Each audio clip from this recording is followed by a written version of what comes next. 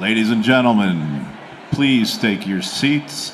The program will start shortly. Thank you.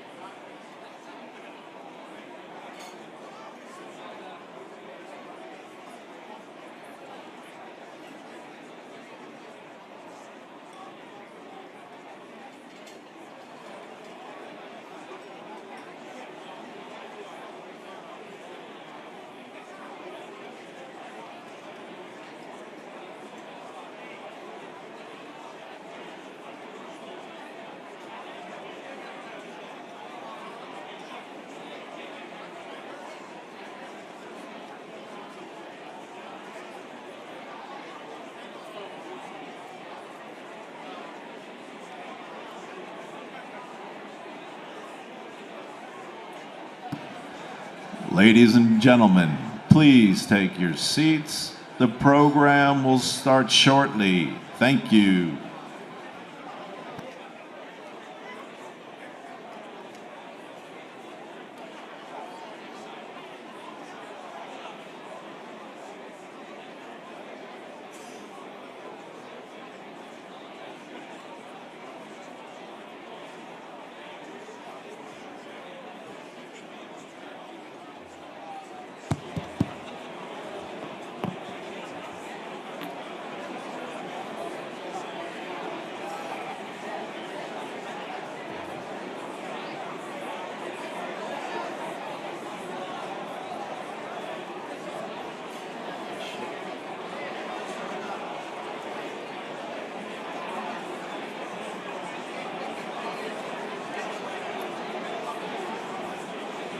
Ladies and gentlemen, if you could take your seats, please.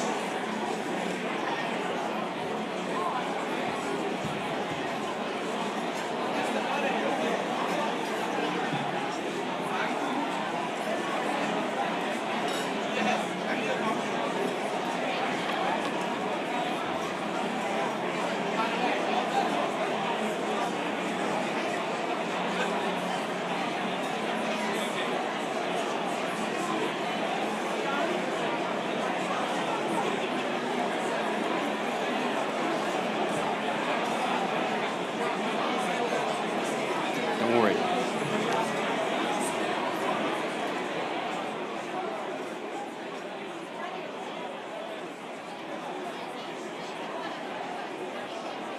Ladies and gentlemen, please join me in welcoming the Vice President of the People's Republic of China, Xi Jinping.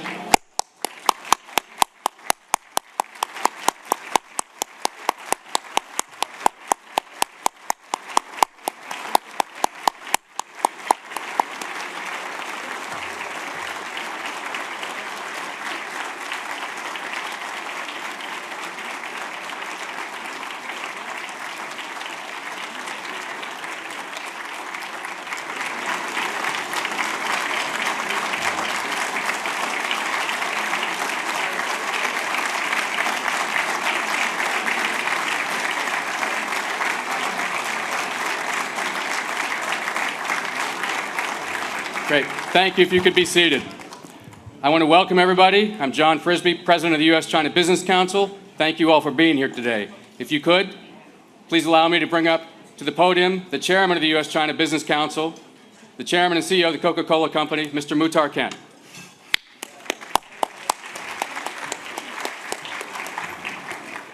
Thank you, John. Ladies and gentlemen, distinguished guests, as Chairman of the U.S. China Business Council, it is my great pleasure, honor to welcome all of you to this luncheon in honor of the Vice President of the People's Republic of China, His Excellency Xi Jinping.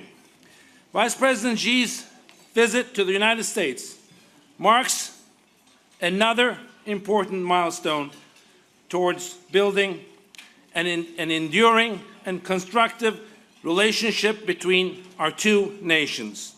We're delighted and honored to have the Vice President with us this afternoon. No bilateral relationship in the world today is as important as the one between the United States and China. So many of the world's greatest economic, environmental, social challenges today and tomorrow is going to require American and Chinese collaboration, trust, and friendship. I'm optimistic that together we will rise to the challenges and find ways to work towards our common good, and towards the common good also of the global community. Each of us can only be successful if we are both successful. It is our responsibility to succeed together. And that starts by building both confidence and cooperation. Vice President Xi's U.S. visit will also take him to the American heartland of Iowa and then to California. It is an important and timely step towards strengthening the many ties that bind our two great nations.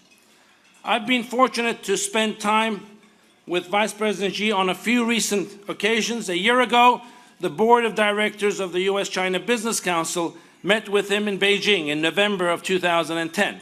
This past August, in 2011, we chaired a business dialogue with Vice President Xi during Vice President Biden's visit to Beijing. And just yesterday, we were honored to host a return business dialogue with both Vice Presidents here in Washington, D.C., with many prominent CEOs. In each meeting, Vice President Xi has articulated a strong commitment to healthy U.S.-China relations. Vice President Xi has graciously agreed to deliver the principal policy speech of his visit at today's luncheon. And I'm sure that all of you, like me, look forward to hearing his perspective on many matters related to both bilateral and global matters and affairs. So please join me, will you please, join me in giving a toast to Vice President Xi and his distinguished delegation. Here is to a successful visit to the United States, to a strong and enduring relationship, and most importantly, to a lasting friendship between our two great nations. Cheers.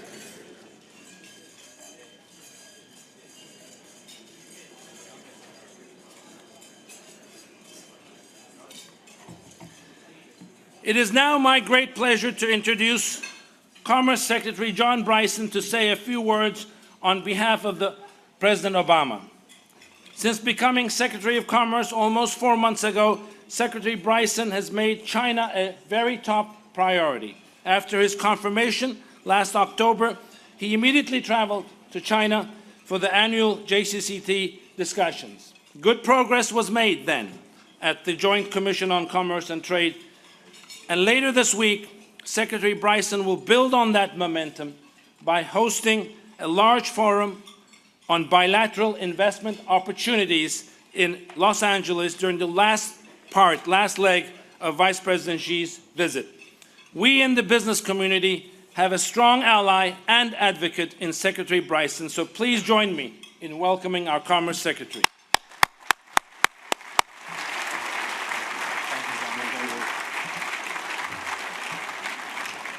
Thank you, Muhtar. And on behalf of President Obama and Vice President Biden, it is really a great honor to express America's warm welcome to you, Vice President Xi. A warm welcome to you and to your entire delegation.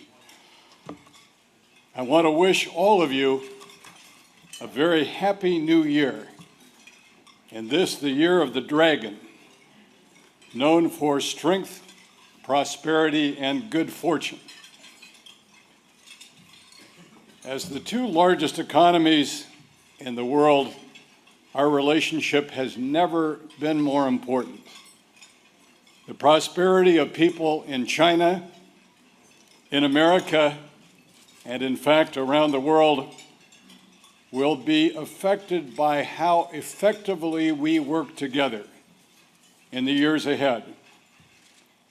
So today we have both a great opportunity and a great responsibility to cooperate and to lead together. It It has been 10 years since China joined the World Trade Organization. China has lifted hundreds of millions of people into greater prosperity due to increased openness in its economy. As a result of Chinese economic growth, U.S. exports to China have grown by almost 50%, over 50% these past 2 years. They exceeded, this year, 2011, they exceeded $100 billion for the first time. And at the same time, however, our goods trade deficit with China grew by about 30%. The U.S. and China will succeed by working together to deliver strong, sustainable, and truly balanced growth. We can achieve that through expanded trade based on adherence to global rules and on respect for intellectual property, on open investment in each other's economies, and on policies that support global innovation, fair competition, and a sound balance between consumption and savings. To be sure, we have our differences, but I believe we can find common ground and forge a future that will benefit China, America, and the entire world. America's business leaders are counting on us. Chinese business leaders are counting on us. And in fact, the people who wake up each day in cities from Boston to Beijing and go to work to provide for their families, they are counting on us too. So as a former CEO, I know that businesses and their workers are a powerful driving force behind stronger bilateral relationships. Yesterday, I was able to join Vice President Xi and Biden at multiple points through the entire day, but particularly notable was a good dialogue with CEOs from both of our countries. And today, leaders like all of you here today will continue to play a crucial role in leading the way to even broader cooperation in the U.S. China relationship in areas ranging from global security to energy and the environment to health and education and to more. To quote President Obama, "We welcome China's peaceful rise." Strong leadership in both of our countries has never been more important. Vice President Xi oversaw economic growth in key provinces in China. He is widely known and practical, hardworking, as a down-to-earth person. Those attributes resonate strongly with all of us here in America. So, Vice President Xi, we look forward to working with you. The future of our countries is bright as we continue working together to unlock the full potential of our industries and our people. A very, very warm welcome to you and to your delegation. Thank you.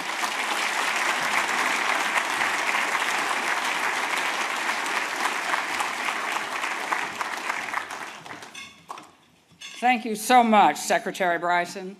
The National Committee on U.S. China Relations believes strongly that occasions that bring our leaders together are indispensable in helping to build the relationships that make it easier to solve key bilateral and global issues.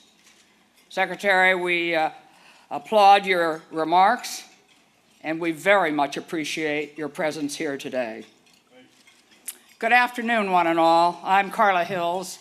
I'm president of the National Committee on U.S. China Relations, and it gives me great pleasure to have the opportunity to call to this podium a dear friend, our 56th Secretary of State, who has played a dominant role in foreign policy for more than 6 decades.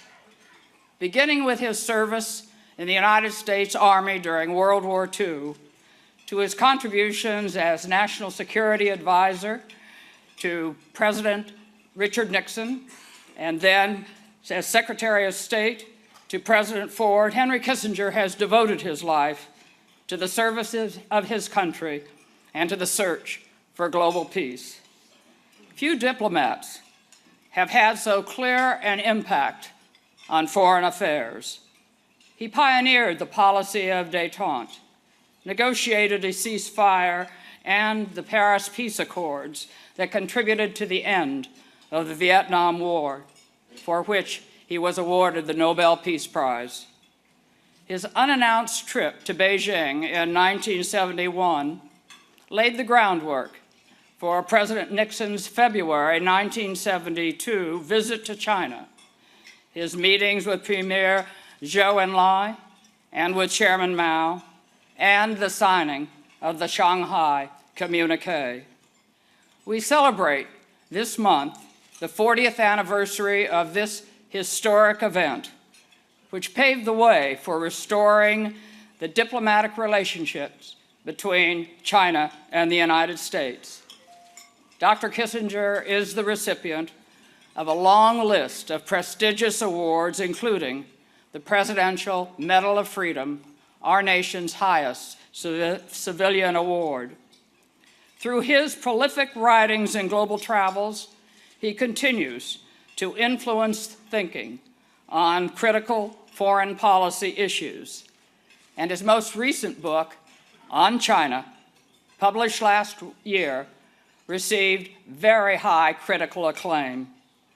Please join me in welcoming to the podium a very special American, Dr. Henry Kissinger, who will introduce our guest of honor, the Vice President of the People's Republic of China, Vice President Xi.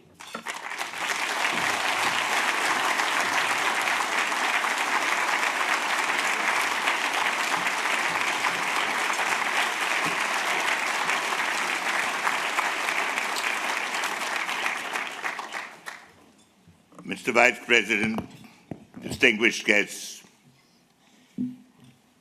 when Premier Zhou Enlai and I concluded the communique that announced the secret visit to Beijing, the Premier said, "This announcement will shake the world." And even we could not imagine at the time the tremendous implications of the opening of relations between China and the United States. For 40 years, through 8 American administrations and 5 generations of Chinese leaders,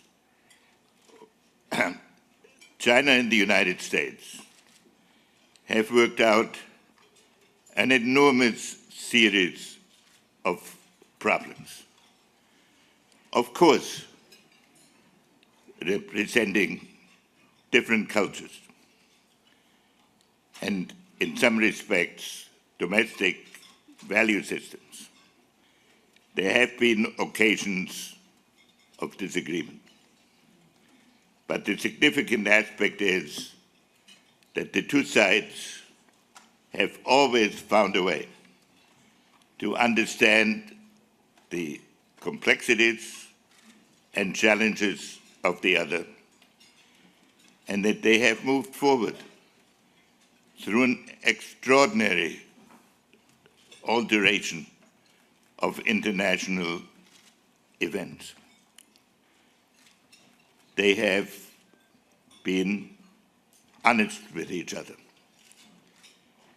And they are now entering a new period. Never before have so many changes taken place in the world simultaneously. And the relationship between China and the United States is the key element in dealing with the upheavals and opportunities before us. If we work together, common solutions will emerge. If we differ, the world will be forced to choose between conflicting approaches, which can only undermine the need for a cooperative relationship. All of us who have dealt with China over extended periods of time are moved by the hospitality, by the conceptual approach of Chinese to their problems. We Americans tend to think that every problem has a solution, and every solution can be achieved in a quick period of time. The Chinese believe that every solution is the beginning of a new set of problems.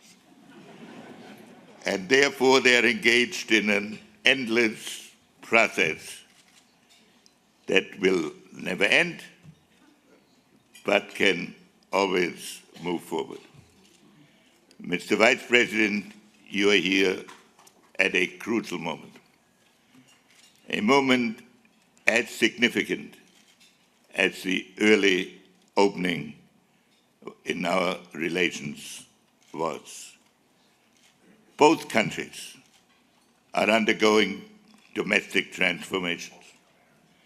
Both countries have to deal with a global economy. Both countries have to be concerned with the spread of nuclear weapons. Both countries face challenges that have never existed before, like environment, climate, energy on a global basis. And both countries face a unique new challenge. For people like myself who taught international relations, we were brought up on the notion of sovereignty and of conflict between nations, and of the inevitability of competition leading to deepening disagreements.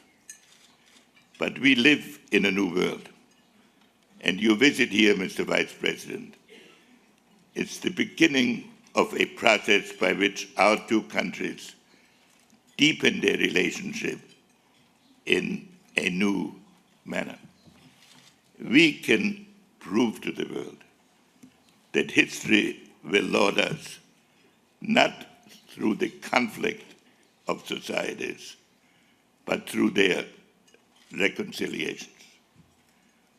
I have had the honor of listening to the Vice President explaining his views on the future of our relationship, the importance of the recognition of mutual interests, of the need to be aware of new and emerging situations, of the importance of people-to-people contacts.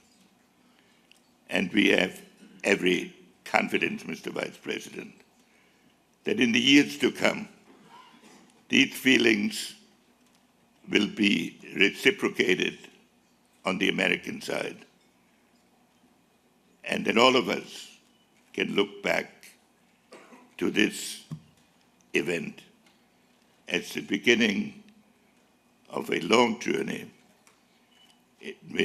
of which both our countries can be proud and which will benefit the world and the cause of peace. And it's in that spirit, Mr. Vice President, that I would like to call you to this podium to deliver your remarks. Thank you very much.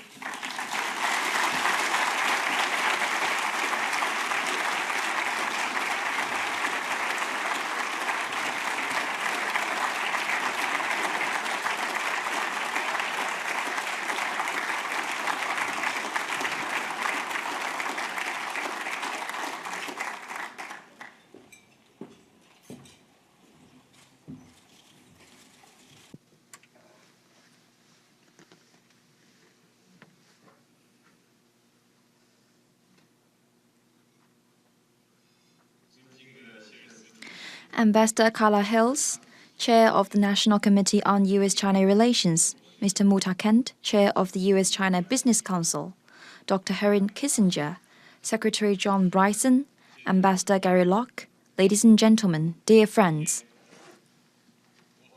I am delighted to meet you, friends from various friendly organizations, during my official visit to the United States. The National Committee on U.S China Relations and the U.S China Business Council had been promoting friendship and cooperation with China long before China-U.S. diplomatic relations were established. The normalization and development of China-U.S. relations would not have been possible without your tremendous contribution.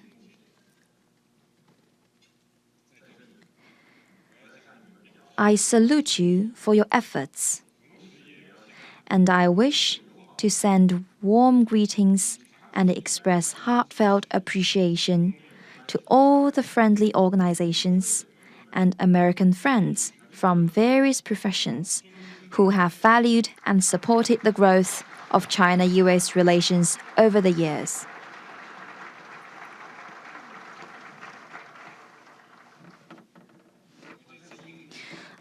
I am paying an official visit to the United States at the invitation of Vice President Biden, and I have come to further implement the important agreement reached between President Hu Jintao and President Obama, and advance the building of a cooperative partnership between China and the United States based on mutual respect and mutual benefit. During the visit, I had a meeting with President Obama and held talks with Vice President Biden. I also had separate meetings with Secretary of State Clinton, Secretary of Defense Panetta, Speaker of the House Boehner, and Senator Reid. We had candid and in-depth discussions on many issues, reached new and important consensus, and achieved fruitful results. This afternoon, after this function, I will go to visit Iowa, which will be my second visit in 27 years. I am going to tell my old friends there that the golden keys presented to us by the representative of the Muscatine City Hall 27 years ago symbolized the opening of local exchanges and cooperation between our two countries. And today, there are already 38 sister province-state relationships and 176 pairs of sister cities between our two countries. 47 out of the 50 American states have seen their exports to China grow several or even dozens of times over the past 10 years. This shows that once open, The door to local exchanges and cooperation between China and the United States cannot be closed by any force. On the contrary, it will only open wider and wider. Ladies and gentlemen, as a Chinese saying goes, when you drink water, don't forget those who dug the well. We will always cherish the memories of the elder generations of Chinese and American leaders who, with extraordinary strategic vision and political wisdom, opened the door of friendship and cooperation between the two countries. 40 years ago, President Nixon paid a historic visit to China. His handshake across the Pacific with Chairman Mao Zedong and Premier Zhou Enlai and their strategic discussions broke the ice of long estrangement between the two countries. Over the past 40 years, especially over the past 33 years since the establishment of diplomatic ties, the friendship between our two peoples has deepened, our mutually beneficial cooperation has expanded, and our interests have become increasingly interconnected. All this has brought benefits to our two peoples and greatly promoted peace, stability, and prosperity in the Asia-Pacific and the world at large. Despite some twists and turns, China-US relations have on the whole kept moving forward. Just like an unstoppable river that keeps surging ahead. What has happened tells us that at a time when people throughout the world call for peace and development, China-US friendship and cooperation accords with the general trend and popular will. It is a course that cannot be stopped or reversed. Ladies and gentlemen, China-US relations are now at a new historical starting point in this second decade of the 21st century. In January last year, President Jintao reached important agreement with President Obama on building a China-US cooperative partnership. We should work hard to implement the agreement between the two presidents, expand our shared interests and mutually beneficial cooperation, strive for new progress in building our cooperative partnership, and make it a new type of relationship between major countries in the 21st century. To this end, our two sides need to make joint efforts in the following 4 areas. First, we should steadily increase mutual understanding and strategic trust. According to a Chinese saying, without trust, one can achieve nothing. China and the United States have important interwoven interests. For us, strategic trust is the foundation for mutually beneficial cooperation, and greater trust will lead to broader cooperation. The two sides should increase mutual understanding and trust, and reduce misunderstanding and suspicion. President Obama has stated on a number of occasions that the United States welcomes a strong, prosperous, and successful China that plays a greater role in world affairs. Vice President Biden stressed in an article he wrote after his visit to China last August that China's rise is not America's demise. We in China hope to work with the U.S. side to maintain close high-level exchanges. We hope to increase dialogue and exchange of views with the United States by making full use of our channels of communication, including the strategic economic dialogue, cultural and people-to-people exchanges, and military-to-military exchanges. By doing so, we can better appreciate each other's strategic intentions and development goals, avoid misinterpretation, misjudgment, build up mutual understanding and strategic trust, and on that basis, fully tap our cooperation potential. Second, we should respect each other's core interests and major concerns. George Washington, the first President of the United States, said that actions, not words, are the true criterion of attachment of friends. History shows that when we properly handle each other's core and major interests, China-US relations will grow smoothly and stably. Otherwise, they will be in trouble. We hope that the United States will adhere to the 3 Sino-US joint communiques and the One China policy, oppose Taiwan independence, and support the peaceful development of relations across the Taiwan Straits with concrete actions. We also hope that the United States will truly honor its commitment of recognizing Tibet as part of China and opposing Tibet independence, and will handle Tibet-related issues in a prudent and proper manner. Given the differences in current national conditions and in historical and cultural backgrounds between China and the United States, it is only natural that we have some differences on the issue of human rights. The history of mankind shows that the cause of human rights has been a process of continuous improvement. China and the United States should continue dialogue and exchanges to implement the consensus reached between our 2 presidents on respecting each other's development path chosen in light of their national conditions and improve the cause of human rights in both countries. Third, we should work hard to deepen mutually beneficial cooperation. Mutual benefit is the defining feature of China-US exchanges and cooperation. Over the past 33 years since the establishment of diplomatic relations, trade between China and the United States has increased by over 180 times, reaching $446.6 billion last year, and it is expected to top $500 billion this year. In the last 10 years, U.S. exports to China have grown by 468%. China has become the fastest growing export market of the United States.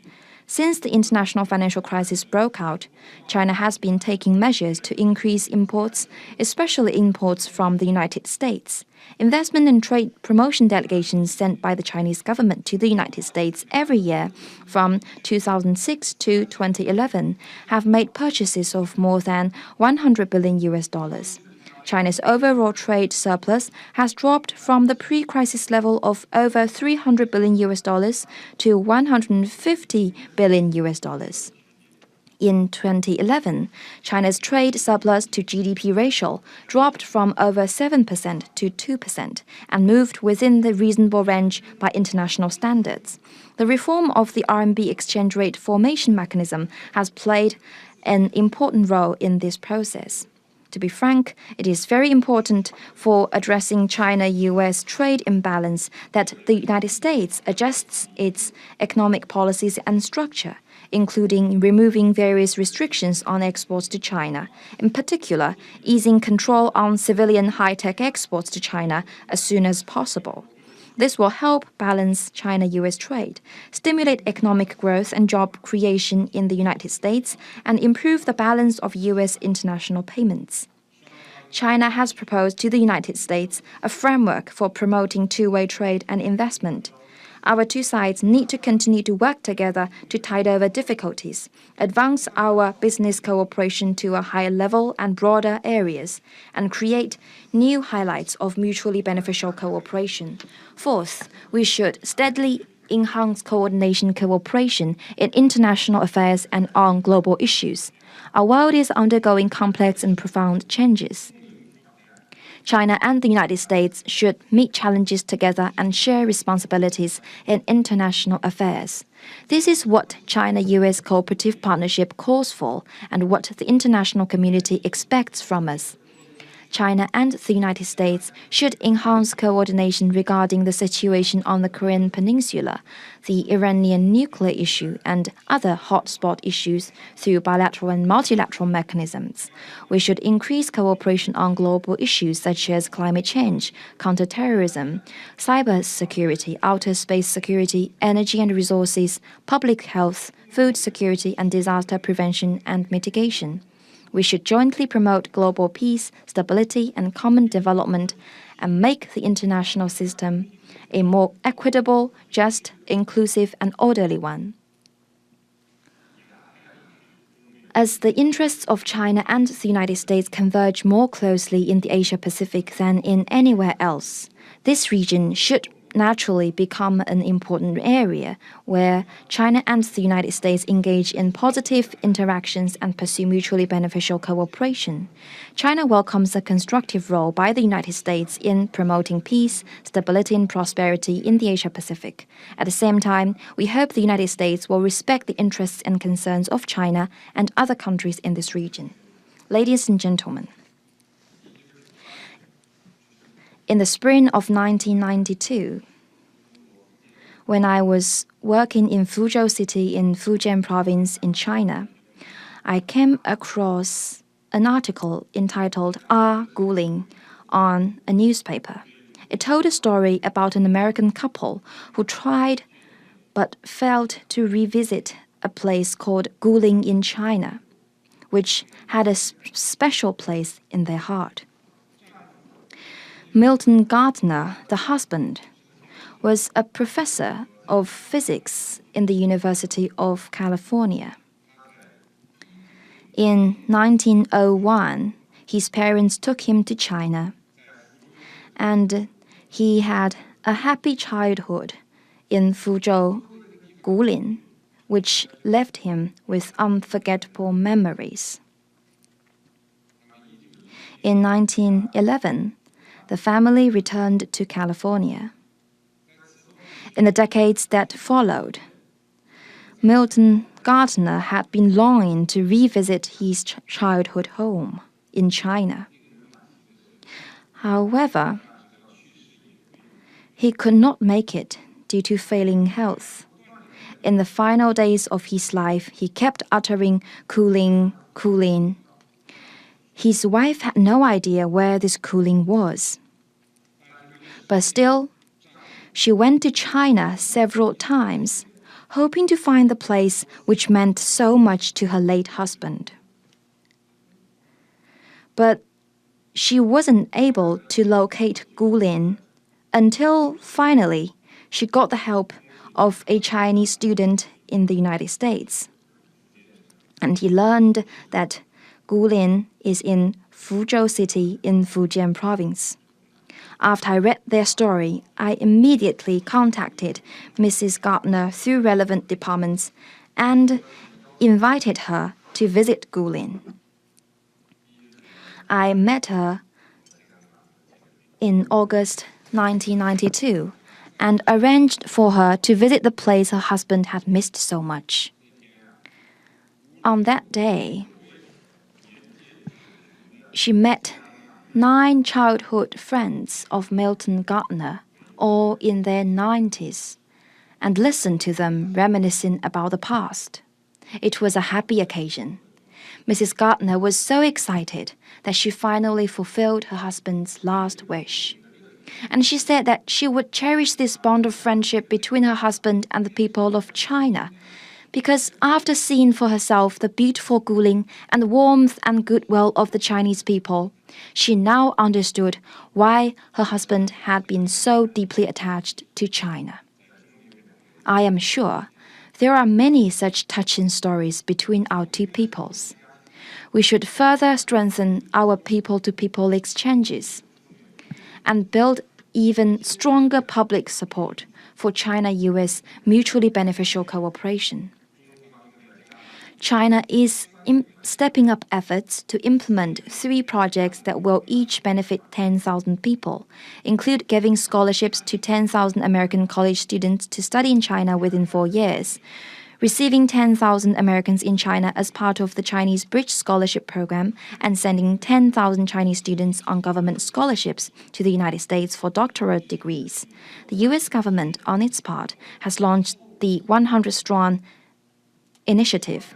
This augurs well for China-US exchanges and cooperation and means that there will be no lack of people to carry on this cause. I hope that more Chinese Americans from all sectors will join in the cause of building China-US friendship. Let us seize opportunities, intensify exchanges, build trust, deepen cooperation, and make China-US cooperative partnership grow from strength to strength. That's all. Thank you.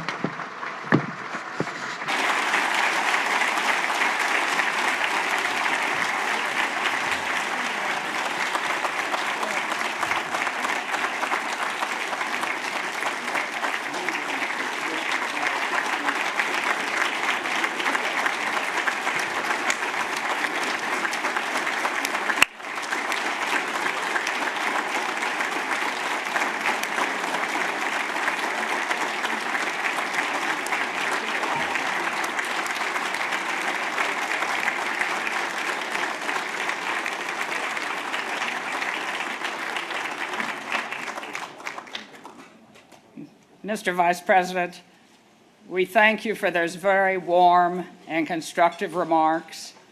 You could tell from the applause how much all of us appreciate your presence here today. We hope that the rest of your trip to Iowa and to the West Coast is a wonderful experience for you to take home to China. We're grateful to you and your delegation for joining us, and we wish you well as you move on. We're delighted that you have just a few minutes before you have to run for your airplane to get a bite of lunch, and may you all enjoy your luncheon.